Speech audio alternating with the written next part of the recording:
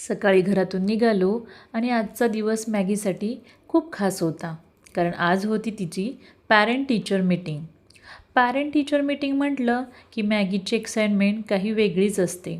कारण तिच्यासाठी त्या दिवसाचा सगळ्यात मोठा आनंद म्हणजे आज तिचे पापा दोघेही माझ्या स्कूलमध्ये येणार.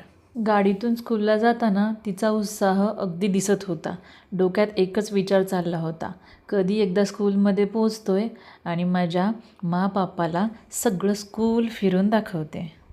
फायनली स्कूलमध्ये पोहोचलो. आज तसा आम्हाला थोडा लेटच झाला होता पॅरेंट मीटिंगसाठी. पण विचार केला, गेल्या गेल्या लगेच टीचर्सना भेटण्यापेक्षा 2 मिनटं प्ले एरियामध्ये थांबूया. पण मॅगीला थांबणं कुठे जमतं आहे. तोपर्यंत तिचं एकच सुरू होतं, हे बघ आमच्याकडे असं आहे, ते बघ इथे आम्ही बसतो, खेळतो.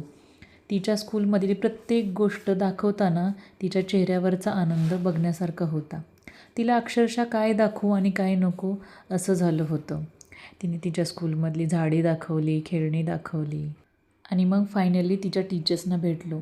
तिची प्रोग्रेस ऐकून खरंच खूप छान वाटलं. प्रत्येक ॲक्टिव्हिटीमध्ये खूप छान पार्टिसिपेट करते आणि सगळ्यात सुंदर गोष्ट म्हणजे तिचं हेल्पफुल नेचर. आई म्हणून हे ऐकणं खरंच खूप स्पेशल वाटतं. पॅरेंट्स मीटिंग झाल्यावरही तिचा स्कूलचा टूर काही संपला नाही. तिच्या छोट्याशा वर्ल्डची टूर आम्हाला ती अगदी मनापासून करून देत होती. खरं सांगायचं तर ती जे काही गोष्टी दाखवत होती त्याच्यापेक्षा त्या पाठीमागे तिची क्यूटची धडपड होती ना, ते बघण्यात जो आनंद होता ना, तो आणखी कशातही नाही आला. फायनली टूर संपवून स्कूलमधून बाहेर निघालो. रस्त्यात अचानक आमचं एक फेवरेट साऊथ इंडियन हॉटेल दिसलं, कट्टाज किचन.